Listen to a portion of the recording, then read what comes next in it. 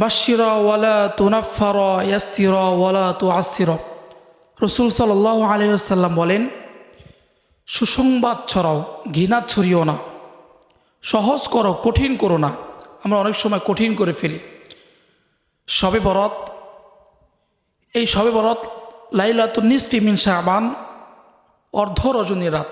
এই রাতে ইবাদত বন্দিগির মধ্যে সময় পার করতে হবে। আমাদের জানতে হবে এই রাতে আল্লাহ তাআলার কাছে যদি আমরা চাই, আল্লাহ তাআলা আমাদের জীবনের গুনাহ মাফ করে দিতে পারেন, যদি চাওয়ার মতো আমরা চাইতে পারি। শবে বরাতের আমল রাসূল সাল্লাল্লাহু আলাইহি সাল্লাম থেকে 3টি আমল প্রমাণিত হয়। 1 নম্বর কবর জিয়ারত করা, 2 নম্বর রাত জেগে ইবাদত করা, 3 নম্বর পরের দিন রোজা রাখা। তো এই 3টি আমল ফরজ না, ওয়াজিবও নয়।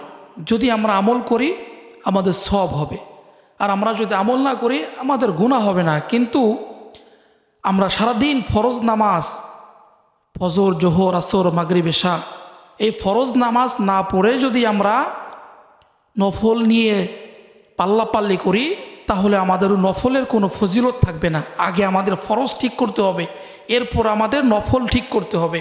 আগে ফরজ, এরপর নফল। আমি ফরজ বাদ দিয়ে নফল নিয়ে যদি ব্যস্ত হয়ে যাই, আমার কোনো আমল কবুল হবে না। এই জন্য আমরা চেষ্টা করব আমলগুলি করার জন্য।